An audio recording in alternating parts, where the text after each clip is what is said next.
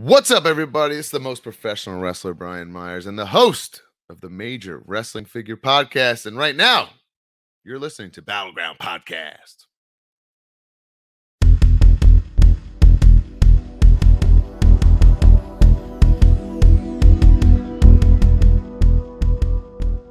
What's up, you guys? Welcome back into another episode of iHeartRadio's official wrestling podcast, the Battleground Podcast. This week, it's a takeover week here on the show. Of course, you know it's NWA week. We just recently talked to Homicide. We talked to Harry Smith.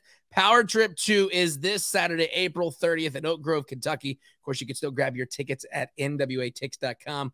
Got to bring in my tag team partner on the show with us, Eli, my man. What's up, buddy? I am COVID-free.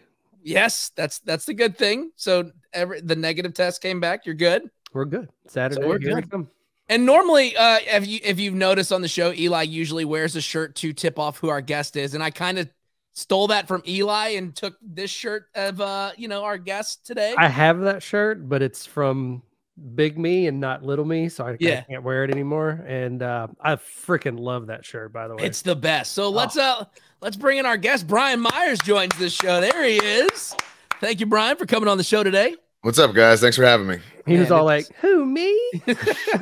When we found out that you were going to be wrestling this Saturday at PowerrrTrip 2, we got pretty excited about it. And let's kind of, I guess, jump right into it. You've got a pretty big match against probably the longest reigning NWA champion, Nick Aldis. So what are you looking forward to with this matchup, and what are your keys to success to going against the former champ? I mean, I'm feeling pretty confident about it, to be honest with you. I'm not too worried about Nick Aldis. You know, he's made a name for himself in NWA, and that's about it, because nobody else will have him, you know? So me and Matt have been wrestling all over the country in multiple promotions with the hottest free agents in all of wrestling. And I'm excited to make a debut in NWA and show people what the most professional wrestler is all about. Yeah, and it's going to be fun on Saturday, because you got to think, I mean, Matt Cardona beat Nick Aldis at Crockett Cup and retained the title. And then, Nick hasn't been able to get back to it. And I guess Nick has to go through the entire Cardona roster pretty much to get back to that 10 pounds of gold. Sure, but it's not going to be much, because I'm going to stomp a mud hole in his ass. I mean, like I said, I'm very confident about this. Nick, to me, is one of the most boring professional wrestlers in the country. So I'm looking forward to exposing him and knocking him down a couple notches, back of the line, pal. Maybe it's going to be me and Matt for the championship soon after this one. You guys ever think about that? I mean, it could. That crossed our mind. We just didn't want to put that into the universe. Now we're real talking here. Yeah. And you're not the first one to make that comment about Mr. Aldis, so we'll put that on the back burner.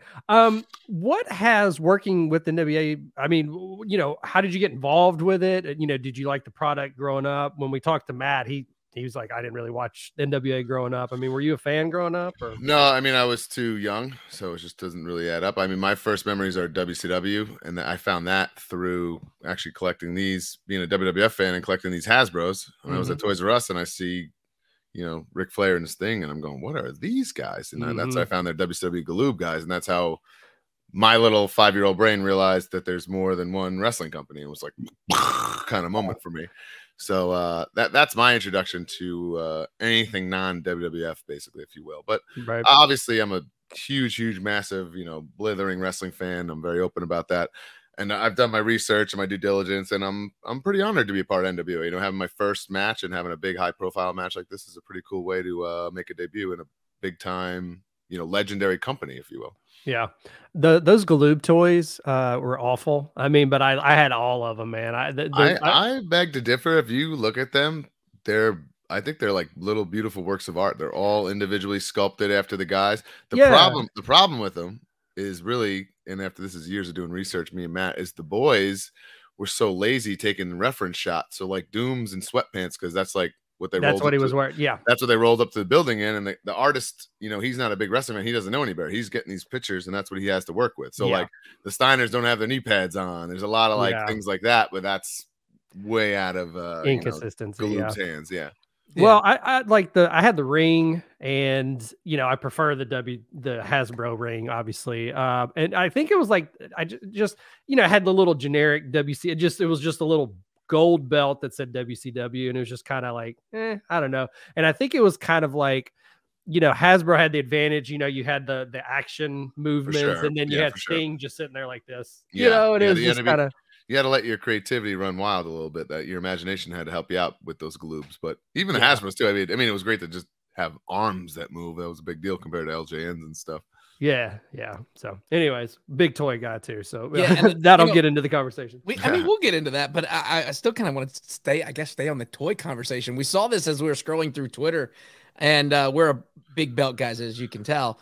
I saw that somebody created the old WWF like toy belts and then posted it. Yeah, the Hasbro belt, and like Matt like freaked out. Is that something you want to go try and go get? Not me. I'm not really a belt guy, but I do. What I thought about that was it was very eye catching. Like, you know, if you know, wrestling fans love to wear titles to shows, right? Yeah. When you walk around, whatever, you know, winged eagle and IC title, it's cool.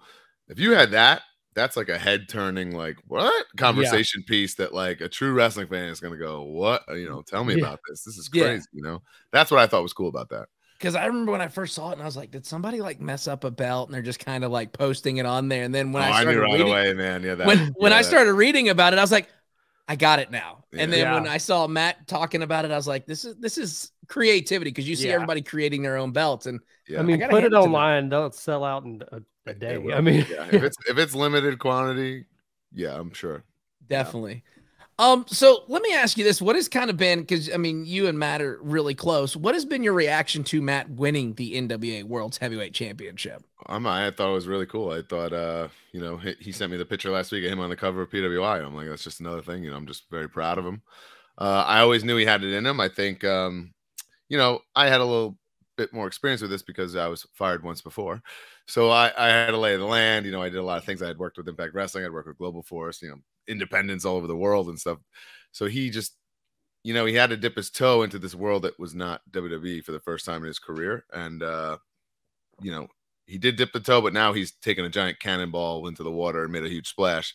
And I'm very proud of him. And he's kicking butt, and he's, you know, he's the most relevant thing in independent wrestling. So I couldn't be more happy for him. And, you know, I'm here along for the ride. You know, I'm doing the same thing. I had signed a deal with Impact that expired, and now I realize, you know, I don't really, as much as I like Impact, I don't need that to be my thing. I can kind of, you know, come and go and work for who I choose and please, and ultimately be my own boss, which is the best part.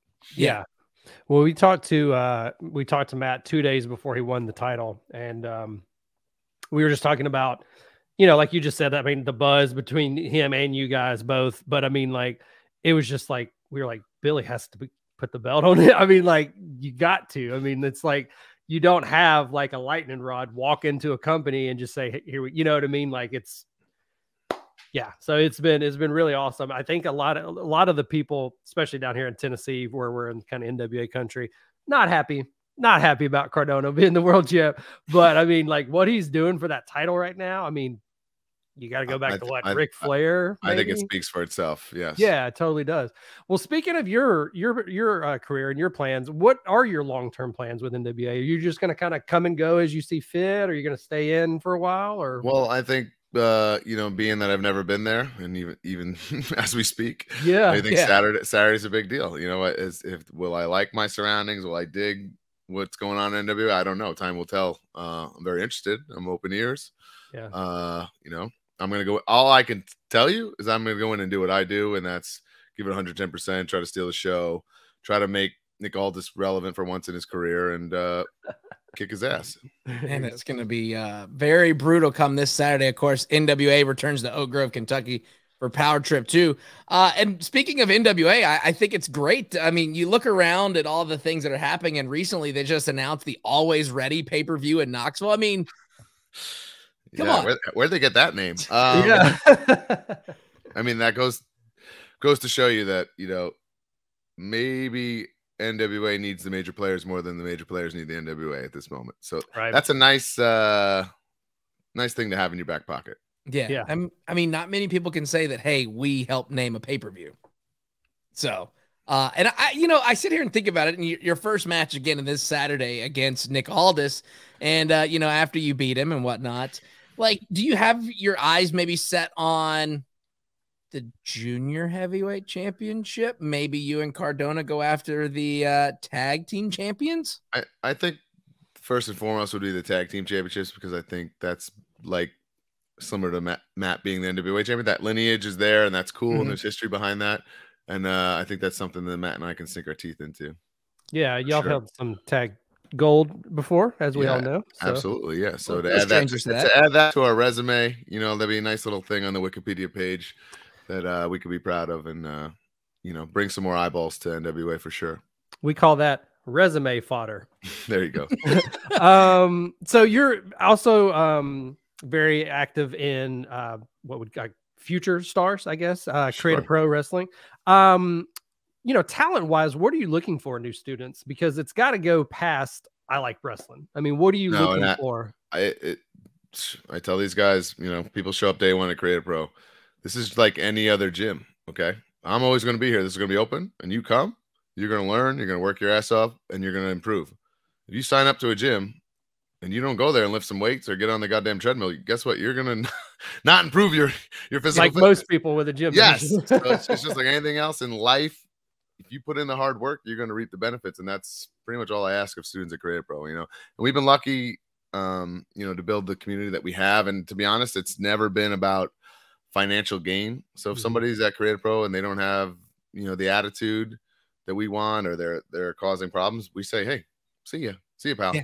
That's not what this is about. You know, this is all people that are very passionate about pro wrestling and, you know, honing their craft and getting better and learning and helping each other. You know, there's no jealousy at Creative Pro. There's no backstabbing. It's all about improvement. And, you know, in the 8 years we've been around, that formula has really been successful. I think we were at the Impact show where I think it was the Learning Tree, and you brought out one of your Creative Pro guys. Was it VSK? VSK? Yes. Yeah, he came out and he was part of that group for a while. So that was kind of cool to see that lineage, you know, kind of explode on the big stage. I want to go on the record and say Zicky Dice is not a Creative Pro guy, nor was he trained by me. I have nothing to do with him. That explains a lot. Just want that out in the universe. Yeah, thank you. Yeah. All right. Speaking of, a little NWA alum there, former TV champion. There you go. Yeah, there. So kind of staying on Creative Pro, we want to ask this because we were talking about this off the air, me and Eli. Are you responsible for MJF? And if so, what the hell? Day one. Yeah. Day one. So what's it been like to kind of see his ascension so far? It's incredible. I'm super proud of him. You know, we're very, very close. I mean, I saw him come in from like literally a dipshit 18-year-old kid that knew nothing to a superstar. So there's obviously a level of pride that goes along with, you know, that transition. You know, it's been incredible, you know. But back to what I was saying, it didn't happen by accident. You know what I mean? He worked his ass off, you know, first one there, last one to leave type thing. And that's maybe that stuff gets lost with the character, and that's fine because he's, you know, maybe the best heel in the business. But you know, a lot of that stuff went on behind the scenes, and you know, you don't just get the success that he's having by accident. Yeah. Right.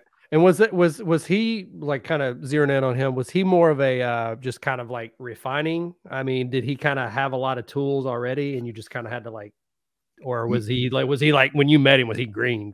No, he's literally, he quit college football. His dad was furious because he had a scholarship and brought him in and basically said, hey, he's your problem now. He said he wants to be wrestling. So I mean, yeah. Gotcha. And then he always had something, but not like, I could have never foreseen, you know, the big star status that he's already reached so young in his career. But he always had the confidence, and he always had something, you know.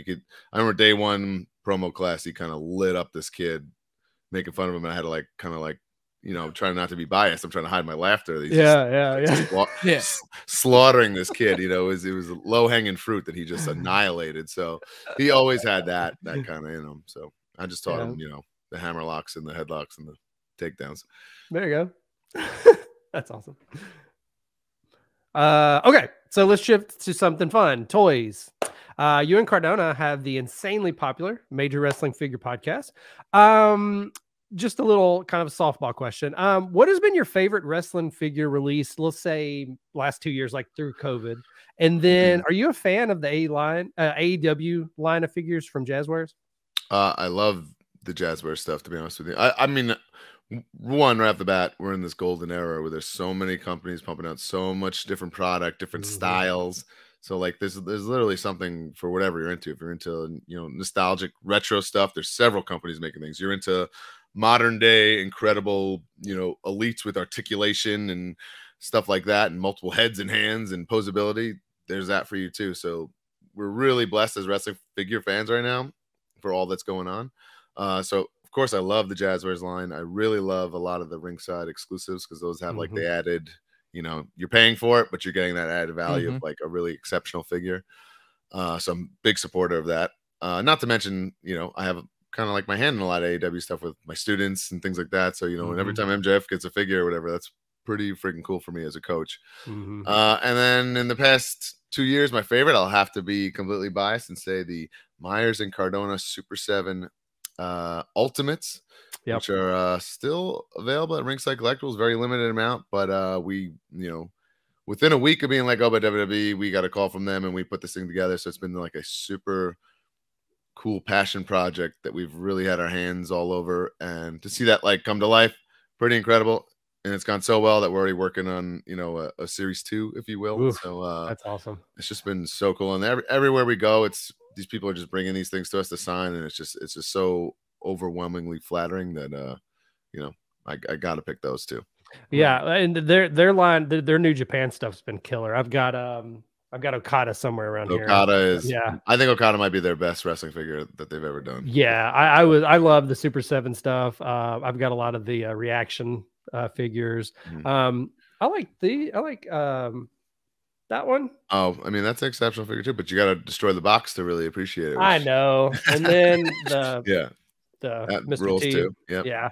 I've kind of the Slaughter Ultimate and the LJN throwback packaging is pretty. Oh, I like that one excellent. too. Yeah. I really liked. I kind of thought there was going to be more of the LJN stuff with AEW because I saw the Bucks and I saw Cody, and then was there anything else after that line? Darby, but they, I guess they botched the scale to where the point where Jazzwares thought it would be a catastrophe to release it, so they pulled it back, and it's going to come out in a future release. Oh, okay, well that's cool. I mean that's like line is supposed to trade off an LJN and a Luminary. So like we have the Corazon de Leon Jericho coming next, and then it should be that Darby LJN, and they'll keep flip flopping. Oh, okay, that makes a lot more sense. Gotcha. Nice. Yeah, and that's the thing is like I've tried because I've got a 5-year-old who has figured out where I hide my stuff, and so like I've got Funko Pops everywhere, and I've got action figures, and all the ones that are sitting out are because my 5-year-old's like, oh, let me see this one, and just completely shreds the boxes. Oh yeah, but I have to lock everying. Like that was the first. A Funko box is made of like you can blow it up. It's the quality is it's meant to be destroyed because it is not meant to hold up unless you got a protector on it. Yeah, exactly. And it was like the first day, like I got when AEW put out their first action figure set, I got the whole set, and I came in one day and he's like, Dad, look at this, and it was the Cody Rhodes one back there, and he had snapped the sledgehammer. The box was just shredded to pieces. Yeesh. So I'm just like, well. All right, Cody. You could just sit up there for a little while and just hang out in the back. If you can see these Hasbros behind me, this is kind of like my pride and joy in my collection. I decided a couple years ago to attempt to collect every Hasbro autographed by the particular person it depicts. Not an easy task. It's something that a roller coaster ride of, you know, people just sliding into my DMs and just finding stuff and chasing dudes down at conventions or whatever. But I came in here one day. This is my toy room. I don't like the term man cave. I call it my toy room, or you know, my playroom. I even go with sometimes. And my 5-year-old was telling my 2-year-old, like, do not touch these. These are Dada's toys and they're very delicate. I was like, hell yeah. She knows what's up. So what's the? Oh, sorry. I had one more toy question. Were you?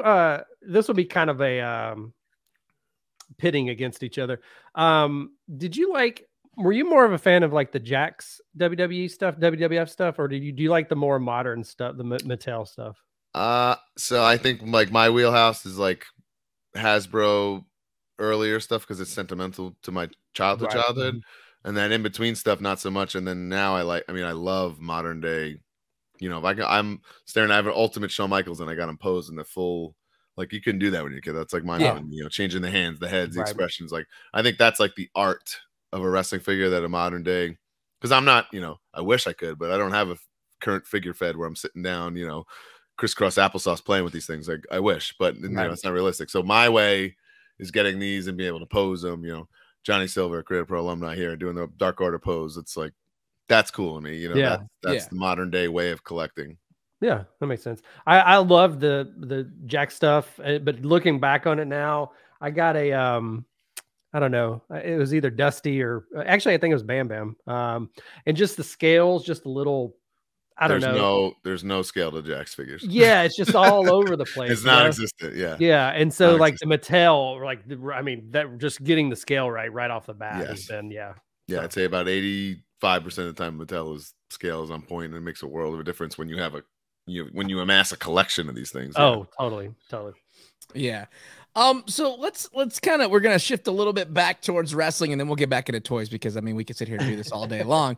But with so many legends still around or coming back to the business, like, Edge coming back, your former stablemate, do you have like a bucket list of opponents you want to face before you hang up your boots? And if so, I mean, who are some of those guys? This is going to sound like insane, but I've had just such a blessed career. There's not much left. Like, sure, there's people I wish I could wrestle, but they're not up to my level. So it just would probably be better left undone. You know what I mean? There might be a handful of those. Yeah.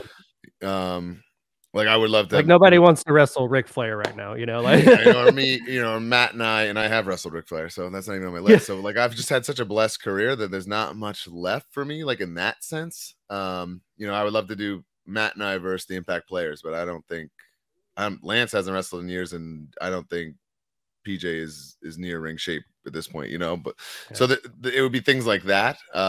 Right when I got let go, I must have did an interview where I was asked this question. I said I want to wrestle Shane Douglas, and this awesome promoter Gary Dameron messaged me within minutes and said, "Hey, I'll make that happen." And he put us on main event in West Virginia. I got to wrestle Shane as singles, and that was a big deal for me. And that's crazy. I just don't have many of those left, man. I've really just knocked so many off the list that it's been nuts. Like, my goal in wrestling now is just to have fun. I do this because it's my childhood dream and something I've loved very, very passionately since I was 5. So most of the bucket list stuff, I mean, I've wrestled in every state but Hawaii. I mean, that's one thing that's left in my life. I would love to go to Hawaii, work there. Other than that, I mean, it's just kind of. Where'd you wrestle in Alaska? I did Alaska for WWE, like a loop, like Anchorage. Where we did Anchorage, and is it something? I'm botching this, can't remember, but it was like somewhere where it's cold. 2 or 3 day loop, and then I've actually gone over with WrestlePro twice since then. So I've been a bunch. Yeah, very cool. Okay, well, I mean, you're not the first one that's answered that way. Like, you know what? Honestly, I've kind of everything. Everything else is just it's just icing on the cake. I'm Gary Dameron, the same promoter, has me and Shane tagging coming up, and Francine's going to be my valet. So that's that's a bucket list thing. What the crap? Yeah, what is going on? And against Heath and Rhino too. So that's Heath's one of my best friends. So there's things like that. From time to time, there's little things like that I can, not necessarily knock off a list, but just be like, wow, never thought I'd do that. Yeah. Well, when you're an elite pro wrestler and you wrestle for the big companies, you're going to wrestle with a big talent. So I'm not surprised you said that. I don't want to sound like a brat, but Matt and I were signed with WWE at 20 years old. Yeah, of course. So we've done a lot. We've been around a long time, and we're still young, which is not a lot of people can say. It's very fortunate.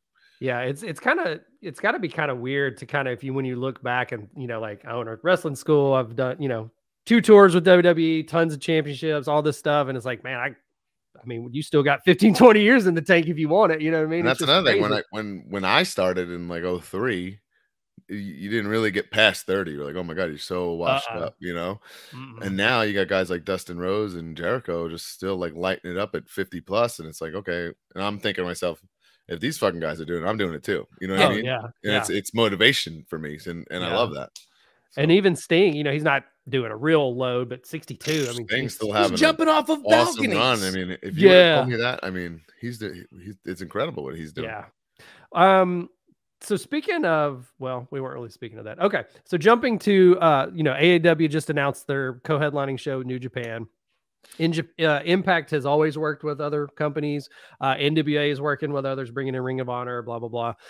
Do you ever think we will see kind of a multi-promotion, kind of like a super card that we had in the 80s, maybe not to exclude him, but like maybe everyone but WWE comes together, just does a super card? I think we're in an era where that's very possible. You know, the stars have to align and all the egos need to subside. Right. And I think that could absolutely happen. I know Tony Khan's been obviously pretty open and cool about, you know, the Forbidden Door thing. So I would say never.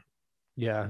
I just think it's kind of heading that way. And you have so many, I think there's a lot of cross pollination, and like we'll go to the NWA show and there's people wearing Matt Cardona or Zack Ryder shirts from WWE. There's people wearing AEW shirts, Bullet Club. I mean, there's just such a, I think we're kind of getting to that point where a lot of average fans are kind of big fans. You know, they like a lot of the different, and, you know, Battle said this a bunch on our interviews. I mean, there's wrestling on 7 days a week. Oh yeah. I mean, you can get your fill many ways. Yeah. I mean, we're almost to the point where I'm like, okay, I can't do this one tonight. I'm going to, it's way too much for me to consume. Yeah. And then the good thing is a lot of it's, you know, prime example, NWA, a lot of it's on YouTube. So like if you want to stop and start, you can go and, you know, you can pick up a couple of days later and you're not going to miss anything. Yeah, I completely agree. Yeah. And that's the best part about that is let it sit on your DVR and binge or whatever, however you got to do it. Yeah.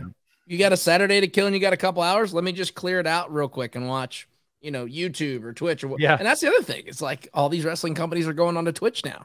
So, which I think is a very, you know, trendy and cool way to consume your wrestling. And we put Creative Pro shows up there and things like that. We do major pod events on there. You know, we signed a deal with Fight. So, I mean, that's another way that I think wrestling fans are really watching wrestling these days. There's a lot of ways to consume it. What's coming up for the podcast? I know y'all had done. When was the last live show you guys did? We did live in Dallas. That was our 12th live show. That was over Mania weekend, right? Yeah, during Mania weekend. When's the next one? Live we have so much stuff coming up. It's like I don't know if you guys have enough time. Oh, we got all the time in the world. The big one is so Matt and I run FWF, which is Figure Wrestling Federation, which is basically our fantasy kind of fed come to life. Ooh, killer. Yeah. We did 2 of those during the pandemic that were just filmed at Creative Pro without fans, you know, in-house kind of filming. And we're getting ready to kick off our 3rd one May 15th in Melville, New York. And it's going to be first time ever live with people selling tickets. So we're pumping that, you know, to the gills. We got Nick Gage coming out, me and Matt. Oh, man. Effie, Chelsea Green versus Deanna Purrazzo. I mean, the thing's loaded. Scotty Tuhati, the Headbangers, Heath, Fandango, VSK. I mean, the thing is, it's to the gills. Matt and I are really putting our asses out there in the line to, like, you know, make this a thing. Yeah. So we're hoping people show up and enjoy themselves. And I guess we need to book a trip to New York soon. Yeah. I know. I should have worn. I've got a Headbangers toboggan. I should have nice. popped on. Yeah. the Headbangers are the FWF tag team champions right now. But that's awesome. It was so cool to see them come back a couple of years ago and just have that little 2-month run. Look the same. They do. They're massive. They're massive. You don't realize how tall they are, and they look the same. They look like 1997 Mosh and Thrasher. It's nuts. It's the best. Is there any plans on possibly doing a live show in Nashville? We're always open to that. We actually have something going on in Nashville that I can't disclose just yet. But we do. SummerSlam's coming to Nashville this year. Wink, wink, wink. Okay. So yeah, we got stuff going on there, and it's just like the summer is already just slammed with stuff. Just slammed. Well, we have a live show in Jimmy Seafood in Baltimore coming up. We have a live show in August at Kowloon's famous legendary wrestling restaurant in Boston coming up in August. So a lot of stuff. Well, not to plug us, but you know, Battle is a DJ on iHeartRadio. So if you guys needed publicity, cool. Yeah. So anytime you need it, I'm in 45 different cities. So cool. So we'll get everything out there for you. But real quick before we let you go, where can people keep up with you online? Where's the best place you want people to connect? Everything Major Pod. I mean, that's the be all end all of what I'm doing these days. You know, the Major Pod has been just unreal, successful, and just ultimately like insanely fun business adventure for Matt and I. You know, we've like kind of pulled the curtain back and let everyone realize what kind of geeks we are, and it made people, you know, really come to us more than they ever have, you know, because we let them in, they let us in, and it's been this really beautiful, successful thing of you know, people that, you know, have the same passion, you know, and it's fun, and we make it a lot of fun. Like I said, with live shows and live wrestling shows, we have a major party coming up in the city where we're literally just going to meet up at a bar with a bunch of our fans and party. That's so amazing. Yeah, things like that. Pretty incredible. All my social media is Myers_wrestling, Twitter and Instagram, and yeah, major WF Pod is everywhere. I would follow that mostly for everything because it's constantly updated with all the stuff, our merch drops, things like that, just crazy stuff that we got going on. We have Major Bendies. We started our own toy line. We redid the Bendies. The Bendies look awesome. Yeah. So I think was Danhausen? Did y'all do a bendy for Danhausen, or was that somebody else? Danhausen is in series 2. We signed Loose Cannon Brian Pillman coming out. We have the elusive Adam Bomb that was a prototype back in the day, but never came out, coming out in series 2, and Nick Gage, which will have a bloody and a regular variant. So like things are going amazing. Yeah. Man, that's some awesome stuff. And real quick before we let you go, I do want to talk about something, and we thought this was the best thing in the world. So we went to one of the Impact tapings, and I think it was the night you became the #1 contender against Christian. So we're all sitting in there, and we're talking to some of the Impact guys. Everybody's cleared out. You're still just laying there in the middle of the ring. Yeah.